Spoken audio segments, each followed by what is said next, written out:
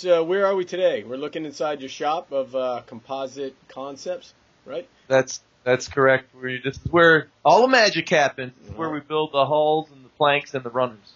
I have a shop downtown where I have a 30-foot oven, and we build the mast down there. So what are we looking up hanging from the rafters? Well, this is the boat that I used at the Worlds this year, and this is the boat that I just completed for Jost, a friend of mine from Germany. And he was second in the Silver Fleet with his boat. He's really happy. And this is one of the composite masts that we make, just kind of hanging in the rafters there. And behind me on the table, we got various assortment of T-runners and insert runners and plate runners. All right, so let's just talk about this year's Worlds. Sounded like a lot of moving around to find the right bit of ice, and how'd that all go?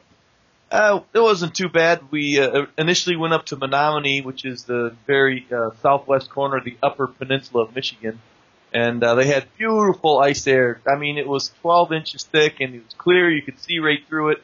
But there was a snowstorm coming in, but they had to call it where we had ice. So we all drove up there, and we got up there Friday night, and Friday night into Saturday morning, we got 6 inches of snow. And we just didn't want to try to compete in the World Championship, blasting through snowdrifts and all that kind of stuff. So we put the scouts back to work again. We have a good network of scouts where we can talk to a lot of people about ice in different places. And down in Illinois, Pete Johns had some friends down on the ice where he had been sailing for several weeks. And so we jumped in the car and drove about 7 hours south down into Illinois, and there was a nice lake right in Putnam, Illinois. It still had about 50% snow coverage with some sticky snow drifts. Some of the drifts were up to 3 inches deep. The lake is like 3 miles long, but only a mile wide, and with the wind direction, we had to sail across the width of the lake. So it made for real tricky conditions. The snow would slow you down and potentially stop you. And so it's really physical. You had to be in and out on the main sheet and moving back and forth in the boat to try to accelerate or reach top end speed. So down to this unknown lake you go, and you had mentioned when we were talking earlier that you had done some practicing down in Toledo with some guys, and how did that? Yeah, I actually got out on the ice 12 times this year before the regatta, which is a good season, but. The guys down in Toledo had ice for 24 straight days they sailed. 24 days in a row they were able to sail, and I was able to leave my boat down there at Kent Baker's place and could come down there anytime I wanted. I was only an hour away from home, so really not a big deal, and I could blast down there in midday or in the morning and sail all day. And those guys were really hungry to get better. Skip D-Ball's working really hard.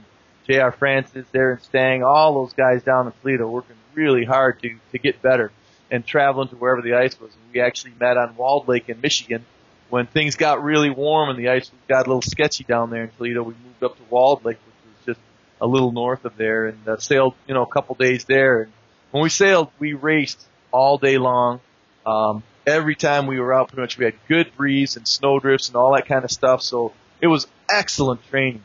I mean, there was a couple people when we had the conditions there over in Putnam were pretty scared. They were like, I tried sailing and it's too scary. This is so fast and the ice is bumpy. And I was like, my heart's bothering me. I'm like, you have to get your heart under control and get ready to go because this is the only day we're going to get the racing in. They've got a snowstorm coming in, so they are going to run the races today. So get your stuff ready, get yourself ready because they're going to do it, And I was pretty, I was fine with it because I had already sailed in a lot of big breeze and sticky conditions already this year, so.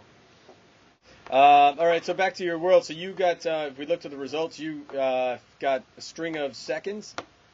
Yeah, 5 second-place finishes. Never win a race in the Worlds and actually win the Worlds is completely amazing. It was a lot of fun. I mean, I really enjoyed the racing. I really enjoyed the camaraderie of the people, and it was a tremendous duke out. The guy who took second place was Michel Brzezinski, and his father, Peter Brzezinski, is his coach.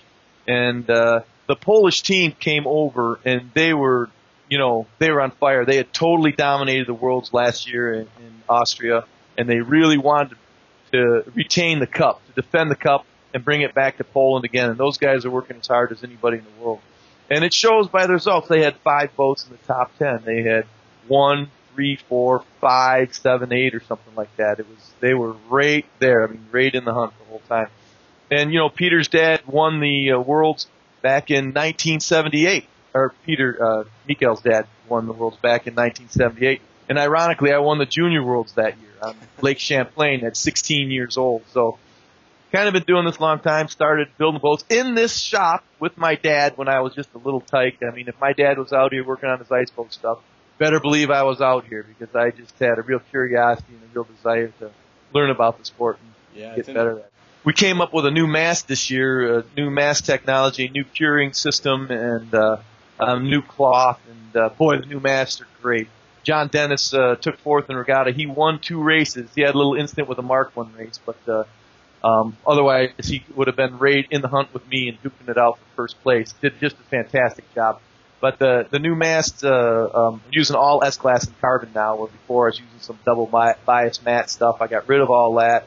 There's more layers, more epoxy, and we're ambient curing them for a day and then post-curing them for 24 hours after that. And they seem to be more durable. I've beat the heck out of this mast for over all the days that I sailed, and it's just working great. And they're so fast and so easy to tune. I mean, I have a tuning guide and everything, but these things are really working great. Very minimal changes for different conditions, and you're just a rocket. Now, so you say they're easy to tune. What makes them? Is it just, are they stiffer, or what makes a DN mast easy to tune? Well, they're lighter than the old masts actually, and they have very similar bend deflection characteristics. We basically do deflections here in the shop on the mast, where we have 11 feet between the horses, which duplicates the length of the mast between the hound and the base. All the compression gets put on the mast from the hound towards the base, and that's where all the mast bend is developed. So we check the mast side to side, fore and aft there. And all the masts in the past were working really good, but we were making a thicker and thicker wall, and they were getting a little heavier, and but still failing, and that was a real issue. And so I've been for years trying to, not all of them, just a couple of them failed, but any failures, it's a real problem for the customer. So trying to come up with a mast more durable, and I really think we have one now. I'm really excited about it. And as far as tuning it, just I have non-adjustable side stays. People just can't even believe that I can sail that way. But basically, Chris Clark did a finite analysis to figure out where the loads come from on the mast and what caused them to bend. And basically, most of the bend is developed by the angle of the head stay to the mast. And the closer you get the head stay to the mast, the more direct compression you get on the mast through sheet tension. And that once the mast gets popped out of column, that angle is reduced. It makes the mast bend more. So if I leave my side stays the same length, saying this is the head stay and this is the mast, if I lengthen the head stay, the mast gets more raked. So the mast will rake back further, and that makes the mast bend more because it reduces the angle from the head stay to the mast. And if I move the mast step forward, it does the same thing. Or if I move the mast step back, it straightens up the mast, which makes the mast stiffer because of the angle of the head stay to the mast. Right. So I just do all my tuning by that. And basically what I want the boat to do is when I get hit by a popper, when I'm sailing along, the boat wants to pop up on a nice slow hike. It doesn't want to snap up on a hike real quick, and it doesn't just want to sit down on the ice. So you adjust the rig tension and then the height of the sail, the distance between the pulleys and the back deck, to achieve just the rate of hike that you kind of want.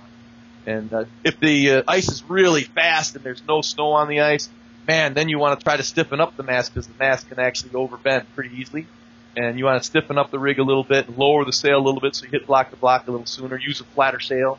And then if there's snow on the ice or there's some sticky conditions or lighter wind, then you might want to actually try to get the mast to bend a little more to help the boat accelerate. Absolutely. Now, what about talk about your runners? Assuming with the snow, you're doing a lot of swapping out, or do you have to kind of stick with one and hope for the best? I actually use the same runners the whole time this regatta, and they're the. You guys want to grab me one of them? The two side 3/16 runners with wings, and then the low profile front runner. Low profile front runner is a little shorter, and it gets the front end of the runner, the front end of the boat down lower to the ice. It just tends to line the boat up better. This is a 3/16 winged runner. Nice. I don't know how well you can see that. I can see it perfectly. And, the steel is 3/16 minimum thickness, It has the maximum amount of steel sticking out of the runner, which is 1.5 inches. You can see that like that. Right. You have to have 7/8 of an inch of hard rock maple inside that is the body. Well, it doesn't have to be hard rock maple. It has to be wood. 7/8 rules. Wood. Yes. Yeah. And then the runners can be a little over 1 inch thick, and we just make up the rest with carbon. And then there's wings. And if you can't quite see, but in the back of the shop there, I actually have a hydraulic press, and I have 5 different CNC machine molds that I use for making the different runners. Nice. And it works out really well. So I can just basically cut up all the wood, and the runners also have bolts going through every other way because the steel is 3 inches tall, so it's into the body, 1.5 inches. So you cut a slot. There's a little more pre-work due to build these runners, but once they come out of the mold, they're basically done. I just have to do the finished profiling on the edge, which I can show you too. We have a straight edge over here with a fluorescent light by it, and we very carefully check the crown of the runners, the actual curve of the bottom of it, to for different conditions and for different kinds of runners to get the best result out that you can. And what we like to do is we use 8,000 shims and bring them in from each side on a straight edge till they stop. And we like to have about 10 inches of 8,000s flat in front of the bolt, and then 8 inches behind the bolt, and a real nice smooth arc on the straight edge. You don't want to have any clunks, and you especially don't want to have any hollows, any spots in the middle where the edge isn't actually touching the steel. Pretty nice. What does a blade like that go for? $750. There you go. So you need cheap at twice the price. Yeah. So when you show up at an event, how many blades are you carrying with you? You have a full quiver in the back of your truck? Oh God, I prepared 60 runners for my boat. Jesus. Before the regatta. I checked the profile on the edge. You can also put, these are 90 degrees, but you can also put different angles. You can go from 75 to 110 degrees on the angle. You want to kind of ride up on top more. This actually angle edge. And, the runners are so sharp, they'll just, I don't know if you can hear that, pulls the skin right off your nail. You can just see all the skin just flashing up or down. I don't know if you can see it or not. Very sweet. Can you see that? Yeah. See how the skin just comes right off your nail on there? They're real sharp, but just a 90-degree edge. And I have a belt sander right over here that has a 90-inch belt with a table that you can change the angle so you can prep all the runners. Perhaps we should talk just a little bit more about the racing for a minute. Absolutely, we talked about the technology. It was crazy exciting for me and Michel Brzezinski, who we talked about earlier. He won the Worlds last year in Finland. He's actually a 2-time world champion. He won a couple years before that as well. Really great young kid, really nice kid, great sailor. And he had a 131, and then he had a 20th. He actually had his main sheet get stuck on his bobstay on the stern block of his boat. And he was very lucky that he wasn't around other boats or wasn't in the process of making a maneuver, because it locked the main sheet and he couldn't ease the sail. And it took him a while to get it unhooked. So he ended up with a 20th in that race. So after 4 races, he had a 113 20th, and I had a 2222. Now, but the thing is, though, is that after 5 races, you get a throwout, right? So if we looked at that, then he had a 113, and I had a 222, basically going into the last race. So if I won the last race, we would have tied. And then the DN rules, which is different than summer sailing rules, whoever beats who the most wins. And I would have beat him 3 races, so I would have won the tiebreaker. Yeah. But I had to beat him to win, so I had the scores all figured out. And then and of course, so did he. And his dad is always writing notes, and they are taking his boat apart, changing things, putting it back together all the time. I mean, they are very, very keyed in on making all the stuff work. So in the last race, the wind kept going up and down, and I'm thinking, oh my God, should I change my runners? I went with I had a very full sail on in the one race that was black flagged on Sunday. We ran out of time limit. So we were the first race on Monday and ended up racing 5 races. But in that last race, Michel was like second around the weather mark, and I was like 5th. And I jived down the middle of the race course, and then all of a sudden I saw Michel come back from the other side, and I was ahead of him. And John Dennis from Minnetonka was out in front, and he had a nice lead. He did a great job. He's got one of my new masts. He won 2 races in the Worlds. He's so happy he bought another mast right after the regatta. So he has 2 of them now. He says he's selling everything else. He's so happy. And he never won a race in the world before. He's been North American champion before. But anyway, so I got out in front of Brzezinski, and I was trying to chase down JD and just make sure that I tried to keep Brzezinski covered. And Brzezinski ended up 4th in the race, and he was about, a half mile behind me by the end of the race. So I took a solid second in that, a 5th second place finish, and he took 4th. So that gave me the lead by 1 point. And then overnight we had that tremendous snowstorm come in, and the next day it was blowing 30, and they canceled races for the day and sent everybody home before the real big snow happened. And right, how much you start playing? You get stickers for 2 sails and 9 runners. That's all you can use in the regatta. Now, that doesn't mean that I didn't bring out 25 or 26 runners with me to the starting line, so I'd be ready for and 3 sails, because the thing is that you can choose anything you want up until when you put them on the boat. Once you put them on the boat, the stickers go on, and you have to use what you have stickers on for. Well, Chris Clark is here. You should come and say hi. This guy is, I like to call him my cesspool of knowledge, and I mean that in the most flattering way possible, because he's the one who did the finite analysis on the mast and helped me with the very first layup schedule for the mast, and a brilliant engineer. He also is the one who did a finite analysis on the runners and told me that basically if I can make the runners twice as fat, normally they're only 1 inch, they don't have wings on them. If we could make them twice as fat, we get 80% of the stiffness as if we made them 3 inches wide. And, if you have a 1 inch wide runner and you put it in the vise, start pushing on it, bends pretty easy. But these tapered stiffeners that we have actually make a tremendous difference in the stiffness of the runner.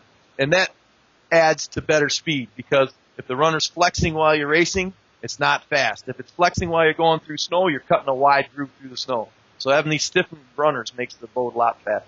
And Diedrich, come on over here. He's my dealer in Amsterdam.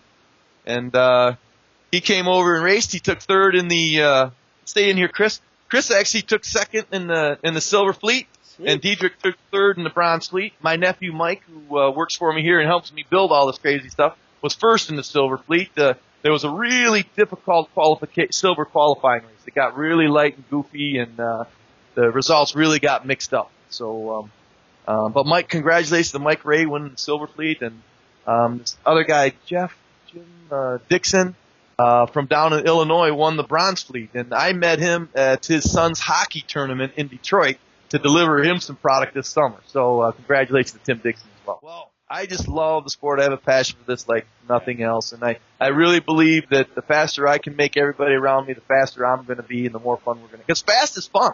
Going fast is fun. Do you realize these things only weigh 46 pounds? They're capable of, they've been clocking speeds of 90 miles an hour. They're insanely fun. It's hard to find anything that compares to it.